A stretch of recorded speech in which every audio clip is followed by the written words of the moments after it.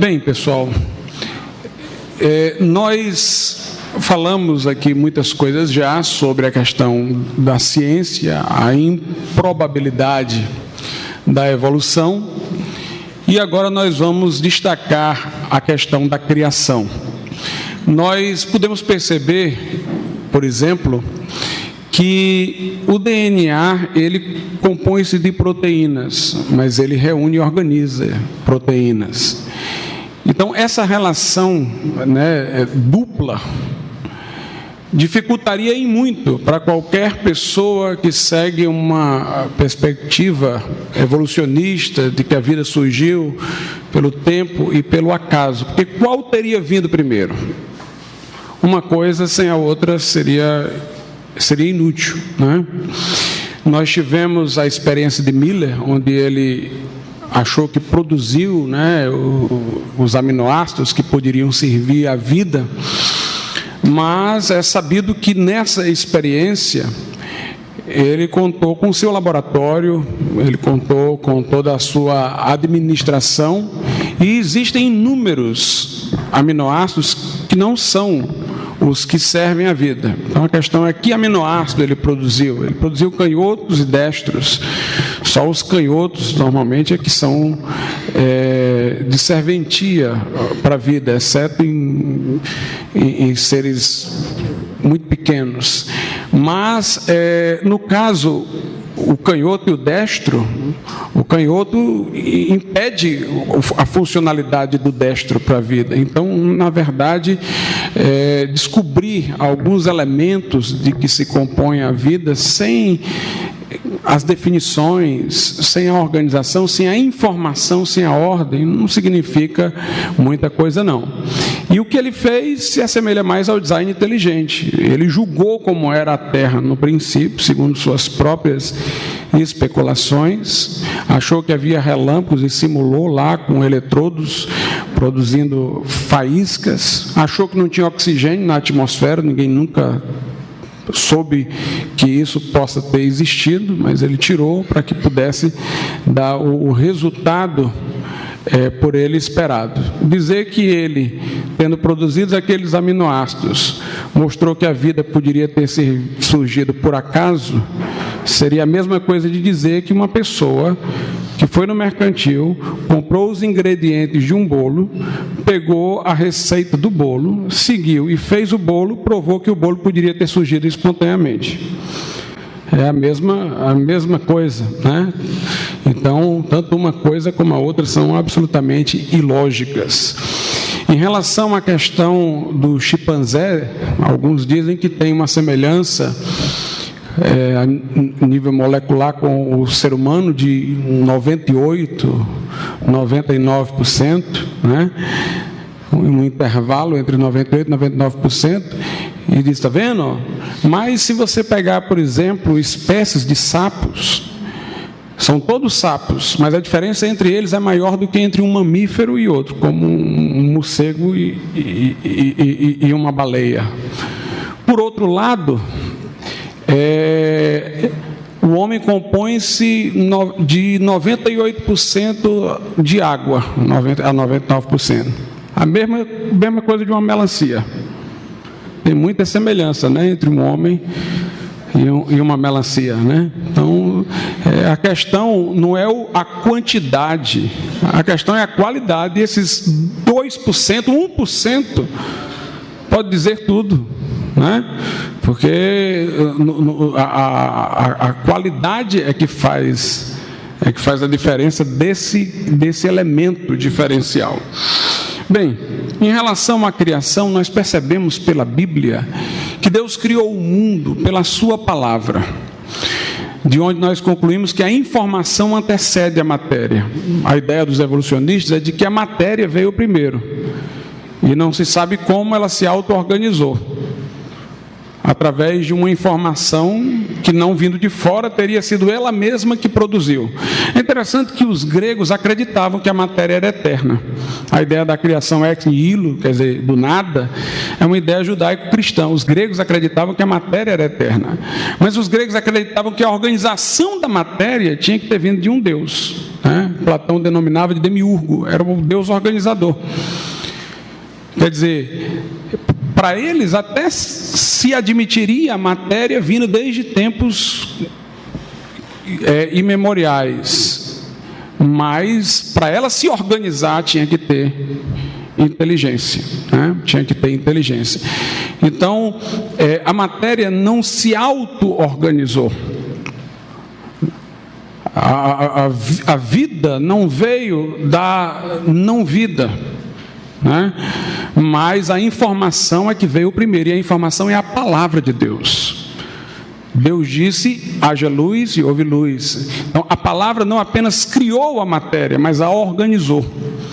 Todas as coisas são sustentadas, conforme a Bíblia, pela palavra de Cristo. Deus tudo criou através do Filho, que é chamado de seu verbo. Lá em Provérbios, o arquiteto de Deus. Tudo foi feito por intermédio dele, sem ele nada do que foi feito se fez, o Logos divino. Então a informação veio primeiro, a palavra de Deus cria do nada a matéria e a palavra de Deus a organiza, né? Nós temos lá em Hebreus, no capítulo 11, essa informação, Hebreus 11, 3. Pela fé entendemos que os mundos, pela palavra de Deus, foram criados, de maneira que aquilo que se vê não foi feito do que é aparente. Uma coisa interessante é que os evolucionistas geralmente dizem o seguinte, que é certa a visão deles de como a vida surgiu e evoluiu. Para eles isso daí é inquestionável. Aí eles dizem, se foi Deus que desencadeou no começo esse processo, ocasionou, aí eles dizem, os menos dogmáticos, né? Aí é uma questão de fé. É uma questão de fé. Mas de acordo com a Bíblia é o contrário. De acordo com a Bíblia, que foi Deus que fez, é certo. Diz o honesto no seu coração, não há Deus. Os céus proclamam a glória de Deus, o firmamento anuncia o seu poder. O que de Deus se pode conhecer, se percebe nas coisas criadas, de modo que os homens são inexcusáveis. Calvino falava do sensu divinitatis, um conhecimento inato de Deus que há no homem, independentemente de ele estar corrompido ou não, o homem sempre pressente a ideia de um Deus. Então, isso é uma condição prévia. Por isso que a Bíblia nunca prova a existência de Deus. Diz que o tolo é que diz no seu coração não há Deus. Não é que ele diz para si mesmo, não é nem para o outro. Ele quer convencer a si mesmo de que não há, porque o coração dele tem a ideia de Deus lá. O Gênesis começa, no princípio criou Deus os céus e a terra. Agora, como Deus fez, aí é que para nós é uma questão de fé. Quer dizer, para o evolucionista, a maneira como ele descreve o surgimento da vida é ponto pacífico. E se foi Deus, é questão de fé. Para nós, que foi Deus é ponto pacífico. Agora, o modo como ele fez, aí é uma questão de fé. Pela fé entendemos que Deus criou os mundos, pela sua palavra, né? Pela sua palavra. A primeira lei da termodinâmica é chamada a lei da conservação da energia. A energia não aumenta e nem diminui no universo. Ela pode, pelo uso, ir se tornando inútil, que aí vai causando a entropia. Mas a energia é aquele tanto ali que não aumenta nem diminui. É a lei da conservação da energia. Isso mostra que o mundo não pode ter se criado a si próprio. É preciso que alguém tenha criado, né? Porque há essa tendência a manter a energia no mesmo nível. Então, a primeira lei é a lei da conservação da energia. Ela está evidenciada na Bíblia, quando a Bíblia diz que ao sétimo dia da criação, Deus descansou. Essa palavra aqui requer melhores explicações, né? Porque Deus não pode descansar como nós. Deus não se cansa e nem se fadiga, diz o profeta. Então, em que sentido a Bíblia fala que Deus descansou? Agostinho, no seu livro A Cidade de Deus, ele diz o seguinte: quando a Bíblia diz que Deus descansou, a Bíblia quer dizer que a criação descansou em Deus. Quando você fala, é o exemplo que ele dá, que numa casa que aquela casa está repousando, que aquela casa está feliz. Você não está falando da casa, está falando de quem está dentro da casa.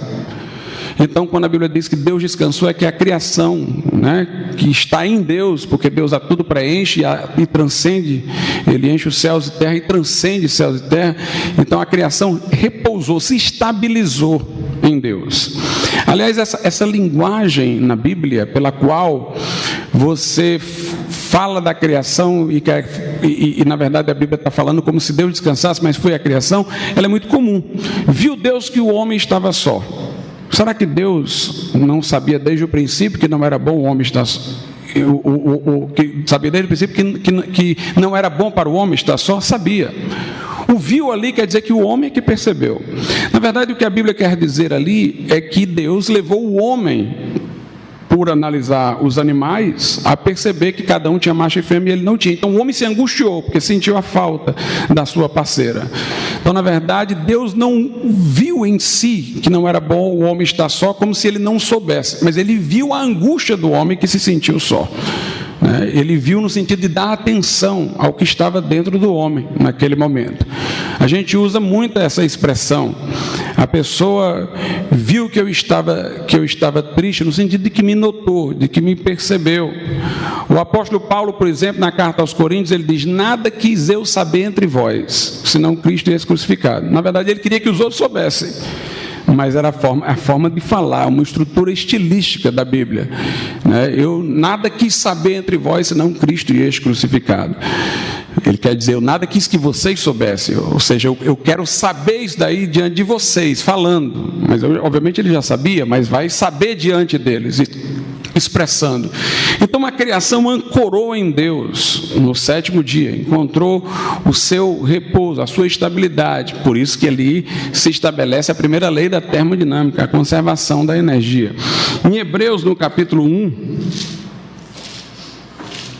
a Bíblia diz o seguinte, Hebreus 1, versículo de número 3: o qual, sendo o resplendor da sua glória, Jesus é o resplendor da glória do Pai, e expressa a imagem da sua pessoa, e sustentando todas as coisas pela palavra do seu poder, havendo feito por si mesmo a purificação dos nossos pecados, assentou-se à destra da majestade nas alturas. Então, aqui diz que Deus sustenta, que Jesus sustenta, dá equilíbrio, dá estabilidade a todas as coisas pela palavra do seu poder. Quando Deus fez o homem no princípio, o fez como coroa da criação, um pouco menor do que os anjos, e disse ao homem que dominasse sobre tudo, sobre as aves do céu, sobre os peixes. Então, a ordem incluía, a ordem da criação, não apenas a conservação da energia, essa manutenção de tudo, mas também uma hierarquia pela qual os animais, o mundo estaria submetido ao homem, que por sua vez estaria submetido a Deus. O céu e o céu dos céus pertencem a Deus, a terra ele deu-a aos filhos dos homens. Então Deus criou cada ser segundo a sua espécie, Deus criou o homem à sua imagem e semelhança e, portanto, estabeleceu tudo ordenadamente. O pecado foi que trouxe desordem a tudo isso. Uma coisa interessante é que quando nós dizemos que o mundo deve ter uma causa, deve ter um criador, deve ter uma causa primeira, os que se contrapõem a isso, como por exemplo Dawkins, ele diz o seguinte: bem, eu acho até que o mundo tem aparência de design inteligente. Vejo que a célula tem informação. E alguém poderia perguntar: e quem criou o mundo? E quem criou a célula? Aí responder-se-ia: Deus. Mas alguém poderia perguntar: e quem criou Deus? Se eu vou ter o mesmo problema com Deus ou sem Deus, eu prefiro ficar sem Ele. É o que ele quer dizer, o Dawkins. Mas o que nós dizemos é que tudo que teve início tem uma causa. Tudo que está no tempo, na sucessão, teve uma causa. Mas Deus criou todas as coisas, inclusive o tempo. O tempo surge com o mundo criado.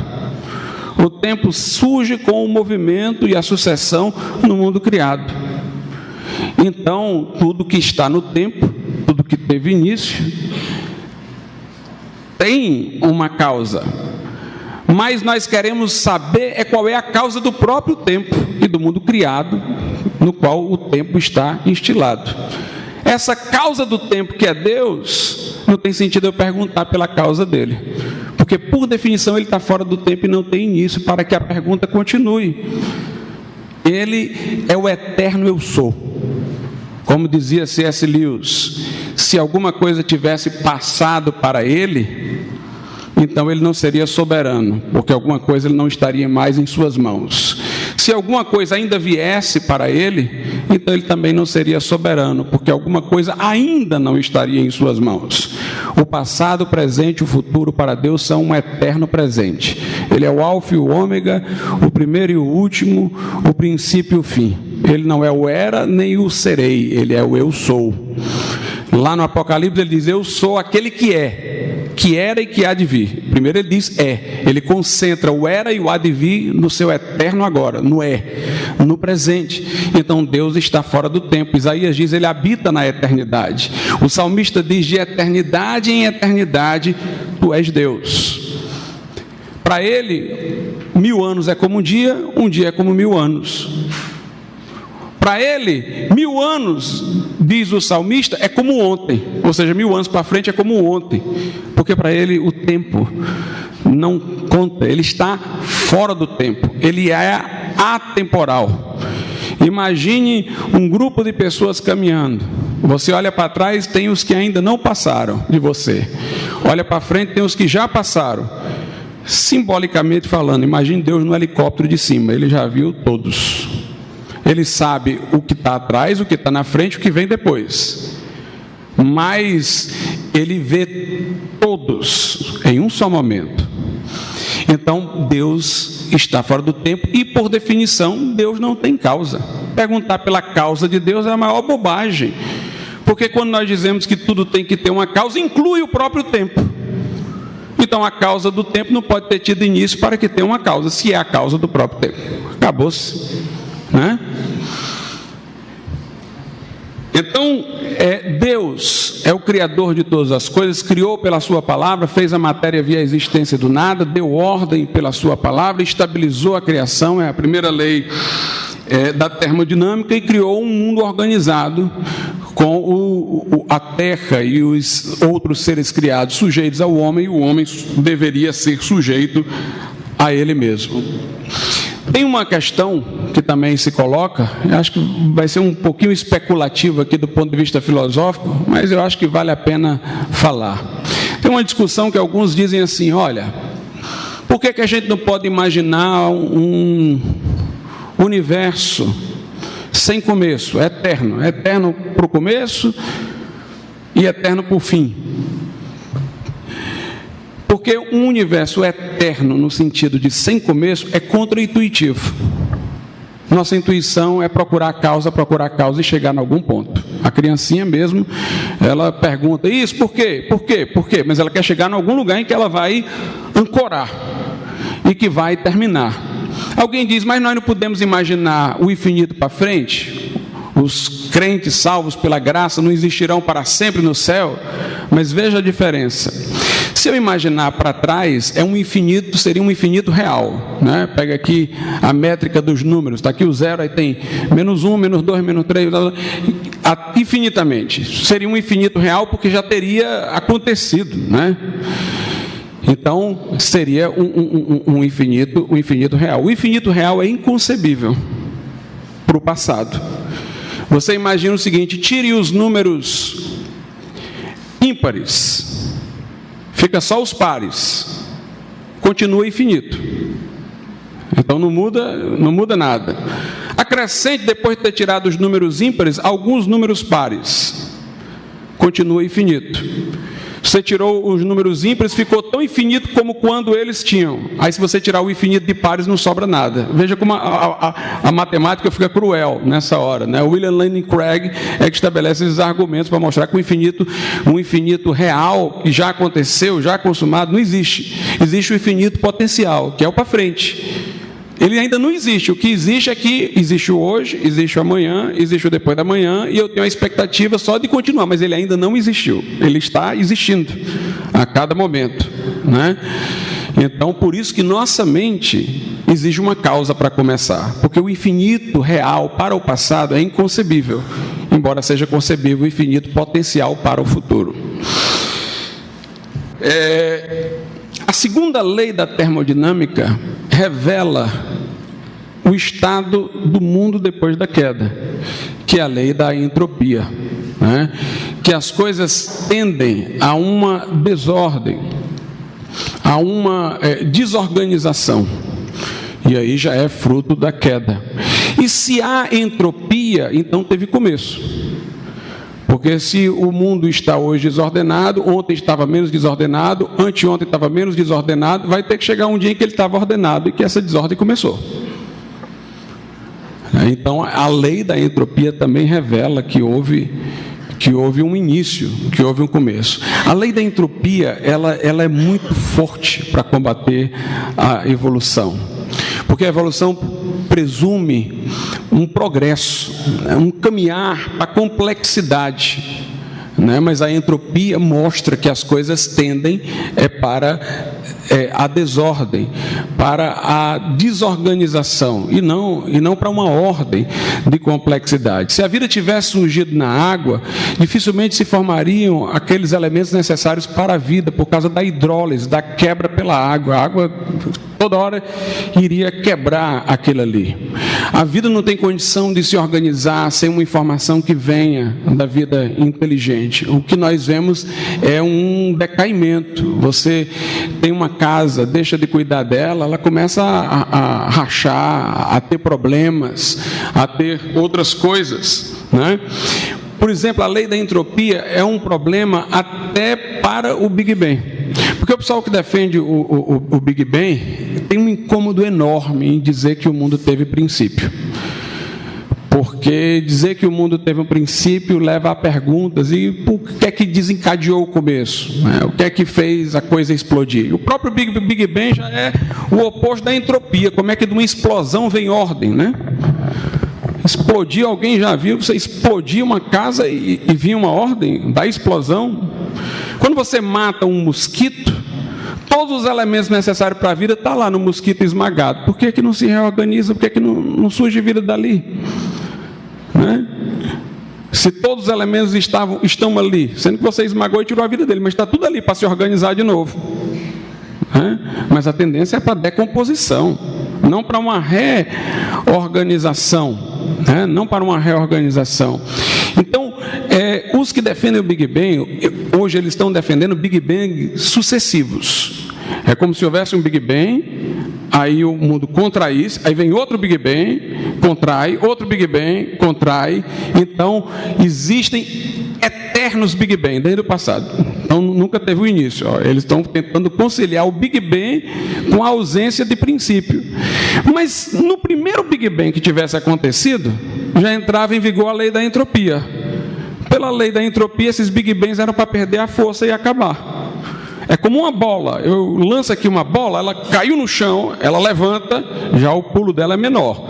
Bate de novo, o pulo dela é menor, é menor, é menor, é menor e para.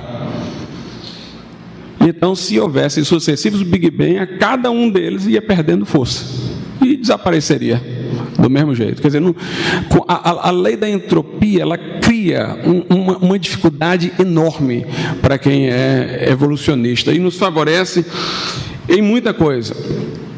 A Bíblia fala da entropia no Salmo 102. Está replicado em Hebreus, mas eu vou ler aqui no Salmo 102. Versículos 25, 26 e 27.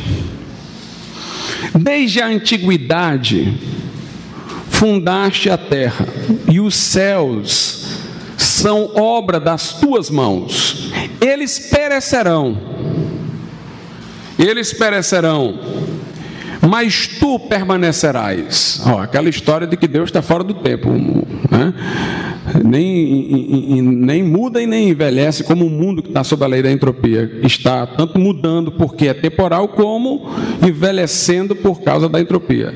Eles perecerão, mas tu permanecerás. Todos eles se envelhecerão como um vestido, como roupa os mudarás. Ficarão mudados, porém tu és o mesmo e os teus anos nunca terão fim. Então, aqui diz que o mundo está envelhecendo, que o mundo está perecendo. Em vez de a Bíblia colocar uma explosão no começo, ela coloca uma explosão, mas no fim, né? No fim é que haverá uma explosão, conforme Pedro, que vai dar ocasião à reestruturação de tudo para novos céus e nova terra. Segunda epístola de Pedro, capítulo de número 3, versículo de número 10. A partir do 10. Mas o dia do Senhor virá, como um ladrão de noite, no qual os céus passarão com grande estrondo, e os elementos ardendo se desfarão, e a terra e as obras que nela há se queimarão. Havendo, pois, de perecer todas essas coisas, que pessoas vos convencerem em santo trato e piedade, aguardando e apressando-vos para o dia de Deus, em que os céus em fogo se desfarão e os elementos ardendo se fundirão. Quer dizer, na linguagem da Bíblia, a explosão que vai ter, que é do juízo para findar este mundo e inaugurar-se o outro, é no final, não é no começo. Né? A explosão vai destruir esse mundo e Deus vai constituir novos céus e nova terra, porque de explosão não vem nada organizado. Nós não temos experiência similar ao que eles propõem, né? Ao que eles propõem. Nós encontramos também em Romanos 8 uma alusão a esse estado de entropia. Romanos capítulo de número 8, por causa da queda do homem, né? Maldita é a terra, disse Deus, por causa do pecado do homem.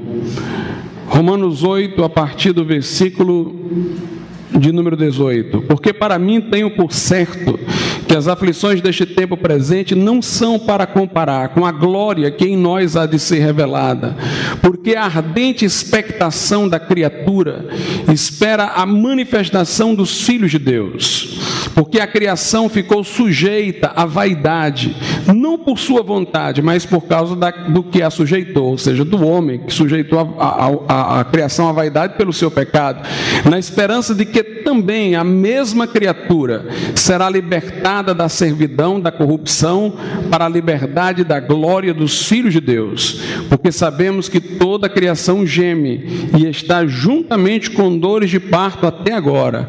E não só ela, mas nós mesmos, que temos as primícias do Espírito, também gememos em nós mesmos, esperando a adoção, a saber, a redenção do nosso corpo. Lá em Hebreus também a Bíblia fala que o mundo foi criado para ser sujeito ao homem, mas no momento não está mais sujeito. Lá em Hebreus, capítulo de número 2, a partir do versículo de número 6, mas em certo lugar testificou alguém dizendo: que é o homem para que dele te lembres, ou o filho do homem para que o visites. Tu o fizeste um pouco menor do que os anjos, de glória e de honra o coroaste, e o constituíste sobre as obras de tuas mãos. Todas as coisas lhe sujeitaste debaixo dos pés. Ora, visto que lhe sujeitou todas as coisas, nada deixou que lhe não esteja sujeito. Mas agora ainda não vemos que todas as coisas lhe estão sujeitas. A natureza está caótica. O homem agora, ele produz na terra com o suor do rosto. A terra não lhe favorece, lhe produz espinhos. Os animais, particularmente depois do dilúvio, passaram a se atemorizar com o homem, e o temor leva à agressividade. Então nós podemos perceber que há um estado de desordem. Os que defendem a evolução dizem assim: não, a lei da entropia vale para um sistema fechado. Aí a energia utilizada tende a inutilidade e gera a desordem. Mas se o universo estiver recebendo de uma outra fonte de energia, bem, como eles defendem o universo como um sistema fechado, obviamente não iria receber de uma fonte externa de energia, só se fosse Deus. Como será no novos céus e nova terra, onde a nova Jerusalém, a luz é o Senhor e tal e tudo mais. Mas, ainda assim, se reconhecesse uma fonte de energia que pudesse compensar a energia que vai se tornando inútil, desordenada, ainda seria preciso provar a existência de um mecanismo que desse aproveitamento a essa energia. É o que a gente chama de teleonomia. Telos, do grego fim, nomos é norma, uma regra de fim, que se aproprie dessa energia para dar a ela uma organização. Por exemplo, se eu pegar um galho de uma árvore, separar dela, sem vida, colocar no sol, recebe calor. Recebeu energia, a terra recebe energia do sol. Recebeu energia, aquele galho. Mas o galho, não aconteceu nada com o galho. É diferente de uma planta viva, que ela recebe a luz solar, e porque tem a clorofila, né, isso promove o seu crescimento e desenvolvimento, porque tem um mecanismo que recebe essa energia e que tem uma programação para utilizá-la. E aí, mais uma vez, vem a questão: e de onde é que veio essa programação? Ainda que se provasse que existe uma fonte de energia que cancelasse a lei da entropia, porque abastecesse o mundo com nova energia, ainda teria-se que mostrar, provar se há um mecanismo que recebe essa energia e a orienta para um fim. E este mecanismo teria que vir de um ser inteligente que o constituiu. Se nós tivéssemos energia sem esse mecanismo, seria como várias pessoas dentro de um barco, morrendo de sede. Está cheio de água ao redor, né? Mas aquela água salgada ali não serve. Teria que ter algum mecanismo para fazer aquela água dessalinizar, se tornar-se potável, para servir à utilidade daquelas pessoas. Se a lei da entropia vale, a geração espontânea nunca poderia acontecer. De onde é que veio a força tão grande da teoria da evolução, que fala das coisas como se estivesse num crescimento progressivo, num desenvolvimento? Na época em que Darwin elaborou a teoria da evolução, dentro do formato que ele deu, era um período em que o capitalismo crescia, o utilitarismo como filosofia se manifestava e o iluminismo aparecia com o ideal de progresso. Boaventura de Souza Santos, que é um sociólogo, até mal orientado, porque tem uma tendência marxista, mas ele faz essa crítica, até me impressiona. Ele diz que a teoria da evolução encontrou guarida porque era a época do desenvolvimento do capitalismo, e no capitalismo tinha aquela ideia da concorrência, né? O mercado se equilibra pela concorrência, os preços se regulam pela concorrência. Havia a ideia do utilitarismo, de que a melhor ética é a que faz a felicidade do maior número possível. É uma relação quantitativa que promove a felicidade de maior número. E havia o ideal do iluminismo, do progresso, né? A idade das trevas foi superada, agora a idade moderna, a era da ciência, a era da razão. Então, aquilo dali, aquela teoria da evolução, ela tinha congruência com o imaginário da época, o que lhe deu muita receptividade. Não foi tanto por causa do que se dizia, mas por causa que aquilo ali tinha uma relação de afinidade com a visão de mundo, né, que dominava aquele momento histórico, que dominava aquela época. A informação, como eu disse, é uma coisa que nunca poderíamos imaginar surgindo sozinha. Nós não temos antecedente para a informação que surja da matéria ou surja do nada. né? Onde há informação, nós presumimos inteligência. As sondas espaciais procuram alguma forma de linguagem, exatamente para poder, a partir daí, inferir que há alguma vida inteligente em algum lugar.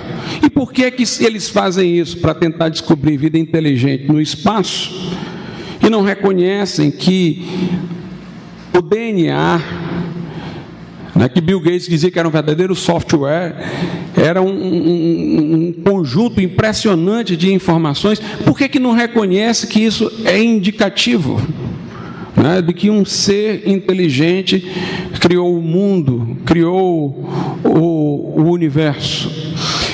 Temos um pensador antigo, da Grécia Antiga, que naufragou e caiu na ilha de Rhodes. E quando ele estava andando pelo caminho, ele viu certos padrões geométricos e concluiu: existe pessoas humanas aqui, porque ele viu que aquilo ali não poderia ter saído de uma casualidade, porque tinha um padrão, tinha um código, tinha um ritmo, aqueles desenhos que ele viu na praia. Quando nós encontramos uma flecha, um artefato, nós não imaginamos que aquelas peças se encontraram e formaram aquele artefato. Nós imaginamos que alguma cultura ou civilização esteve ali. Quando nós vamos tratar das origens, nós devemos muito menos adotar o método empiricista das ciências naturais e muito mais o método histórico do historiador. Porque nós estamos aí para fatos que nós não podemos levar à experimentação no laboratório. Fatos que estão no passado. E o historiador, onde vê indícios e sinais e pistas de que aquilo ali teve presença humana, presença inteligente, ele vai à procura da cultura, da civilização que lá existiu. Então, se olhando para o passado, nós vemos toda uma ordem de vida. Nós nunca vimos a matéria se auto-organizar, nós só conhecemos a matéria organizada. Todos os exemplos de evolução que Darwin dá, começa com alguma coisa já existindo. Nunca começa do nada. Todos os exemplos partem de alguma coisa que já pré-existe. Toda vida que eles tentam dar um exemplo, por exemplo, o flagelo bacteriano pode ter pego uma peça daqui, outra peça dacolá, pegou a peça de algum lugar onde essa peça estava em funcionamento. Então já tinha alguma coisa. Nunca é do nada, porque realmente nunca surge espontaneamente a informação e a ordem, né? Então sempre nós presumimos. O melhor método para nós identificarmos a presença do Criador não é a indução, não é as técnicas dos cientistas naturais em geral, é a abdução. De acordo com Charles Peirce, a abdução é a seguinte: você tenta imaginar alguma coisa que dê plausibilidade ao que você está vendo, o que é capaz de dar plausibilidade ao que você está investigando. Então, se por exemplo eu penso assim, bem, se B existe, é provável... Se A existe, é provável que apareça B. Então, se B existe, é provável que A exista. Se eu tenho elementos que eu imaginaria que existissem se houvesse um ser inteligente, então, encontrando esses elementos, eu devo concluir que tem um ser inteligente que criou. A lei da biogênese prova que a vida não surge espontaneamente. A lei da entropia prova que o mundo teve começo. As leis da matemática provam uma racionalidade no universo. A linguagem com que Deus fez o mundo é a matemática, disse um cientista. A informação prova que é um ser inteligente. Se eu coloco Deus no início, tudo faz sentido. Enquanto que o evolucionista precisa da Pangeia, do multiverso, do equilíbrio pontuado, das coisas mais loucas e implausíveis que existem. Então nós percebemos que quando a gente coloca Deus, tudo faz sentido, tudo dá certo. Se Deus nos fez a sua imagem e semelhança, então a racionalidade com que Ele fez o universo está em nós em forma miniatura. De alguma maneira nós vamos poder decifrar muitos dos códigos do universo como nós fazemos. A própria ciência feita pelo ser humano se mostra mais plausível se o homem for suposto como aquele ser que a Bíblia diz que foi criado à imagem e semelhança de Deus. É muito mais plausível. Nós podemos perceber o seguinte, que o homem tem essa congruência fascinante com o universo e consegue decifrar o universo, e a gente pergunta o que faz o homem confiar que o seu conhecimento é seguro. Se nosso cérebro é fruto de uma evolução, por que o estado a que ele chegou normalmente é que me está dando a informação certa? Será que evoluído, modificado com o passar do tempo, amanhã as estruturas de conhecimento fiquem completamente diferentes dessa e eu conclua sobre o universo algo completamente diferente do que eu estou concluindo agora? Por que o evolucionista confia na sua racionalidade?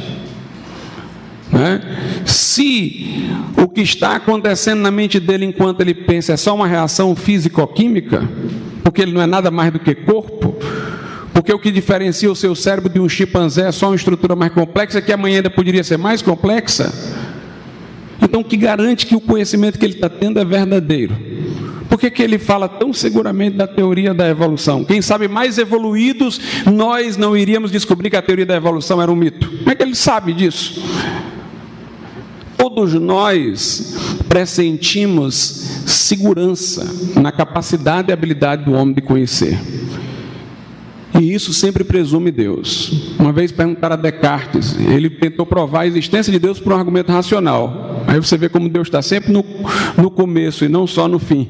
Aí alguém perguntou para ele, e o que é que lhe dá segurança de que seu pensamento racional que concluiu a existência de Deus está certo? Ele, ora, porque foi Deus que me criou, racional, Deus não ia me criar com uma razão para me enganar. Sempre Deus volta, nós presumimos. Na nossa estrutura, essa confiança no conhecimento, presume a existência de Deus. Então, tudo aquilo que nós conhecemos se mostra plausível quando reconhecemos Deus como projetista do universo. O que nós vemos na vida é uma perda de informação, não um aumento de informação. Como eu disse, há uma grande capacidade de variação nos seres.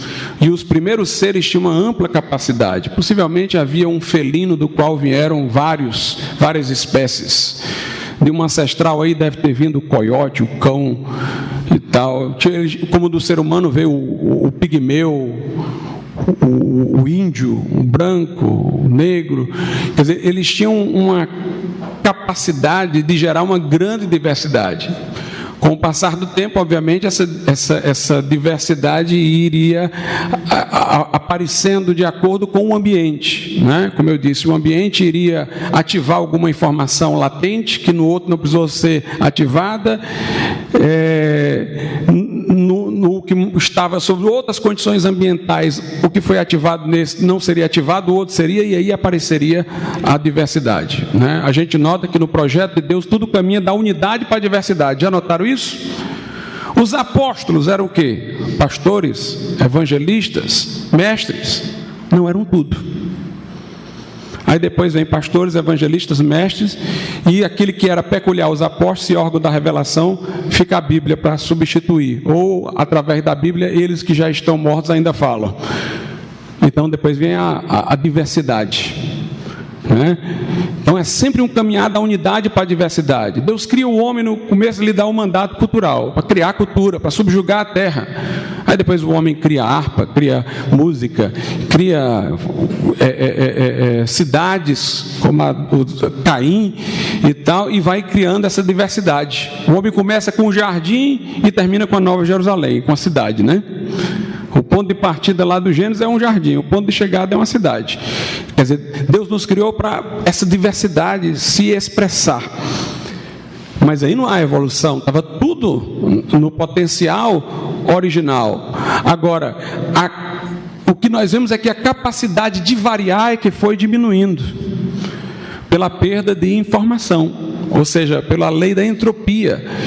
Quando há uma mutação, a informação é perturbada. Em toda perturbação, quando ela tenta se auto-reorganizar, alguma coisa perde. Então, o que nós vemos é depois uma diminuição dessa capacidade.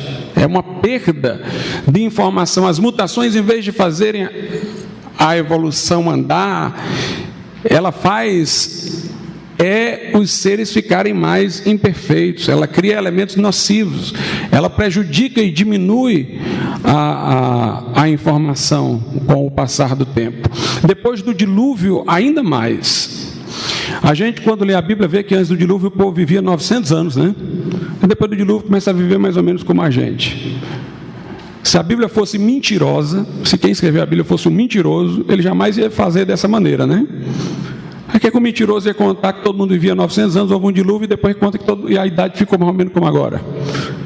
É porque aconteceu mesmo. O mentiroso não ia dar esse salto, não. Ele ia dizer, olha, 900 anos, depois começaram a viver 800, depois 700, depois 500. Não, mas ele dá o salto, porque houve essa grande mudança depois do dilúvio. Primeiro existia um vapor, né, que estava orvalhando a terra. Havia águas em cima. Formava uma coisa fechada, e o clima era ameno em todas as partes da terra. Era o mesmo clima, o clima ideal. Os raios ultravioletas, que são responsáveis pelo envelhecimento e pelo câncer, né? Muita gente hoje tem câncer de pele. Eles ficavam seguros por essa camada de água, e as pessoas tinham condições de viver mais. Eram vegetarianas antes do dilúvio. Os vegetais tinham os nutrientes. Depois do dilúvio, com a devastação, os vegetais perderam muito dos nutrientes. O homem teve que compensar se alimentando da vida animal. E passou a ser carnívoro também, comer os animais. Os animais, depois do dilúvio, passaram a ter medo do homem, então passaram a ser agressivos. Né? Está comprovado que essa câmara que criava essa rede de vapor e água em cima, ela criava um nível de oxigênio ideal para a recuperação de ferimentos. Então as pessoas ali se feriam e facilmente se recuperavam. Mas com o dilúvio essa água caiu, essa camada acabou. Então o homem ficou sujeito aos raios ultravioletas, a cicatrização não ficou mais sendo uma coisa fácil, a vida se tornou extremamente difícil depois da devastação do dilúvio, os alimentos já não tinham mais todos os nutrientes que se esperavam, o homem passou a ter que se alimentar também de animais para compensar, que não era exatamente o mais saudável do princípio. Todas essas coisas foram diminuindo o tempo de vida do ser humano. Então o que nós vemos hoje é um decaimento, não é progresso. Aí você me pergunta, Adão era mais inteligente do que nós? Muito mais. Adão deu nome a todos os animais. Claro que naquele tempo os animais não eram tantos como agora, inclusive porque, como eu disse, tinham animais dos quais vieram várias variedades. Ali tinha um ancestral comum.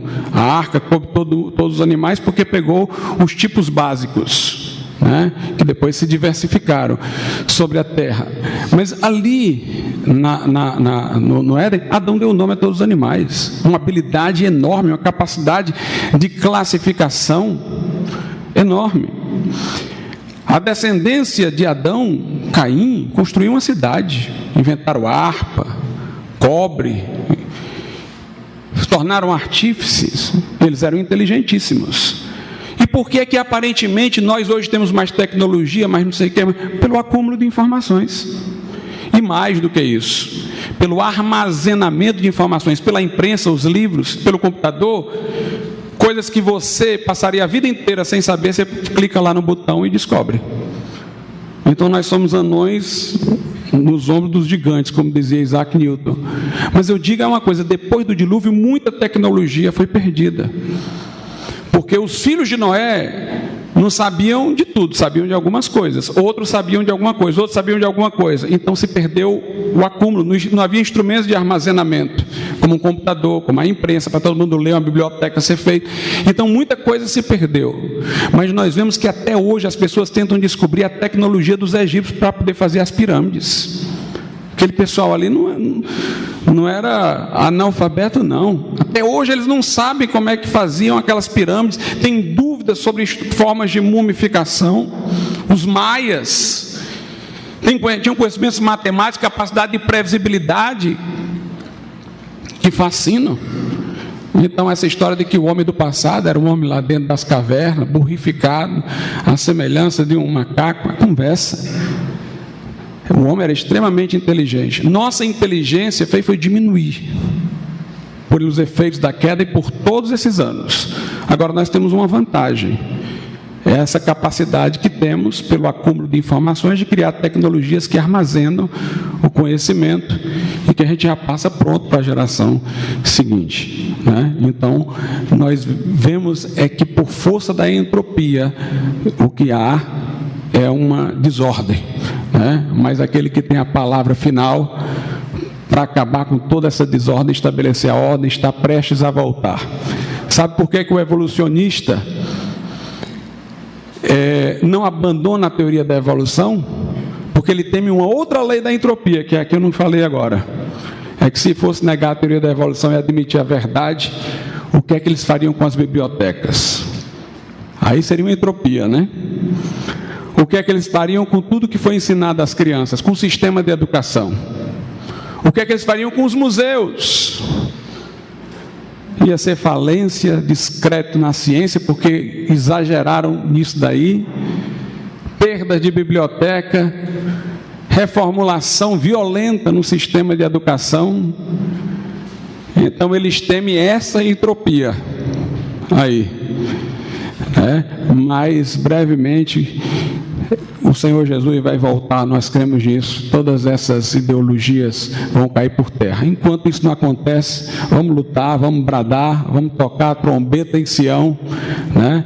E vamos dizer a verdade para quem quiser ouvir. Deus abençoe os irmãos.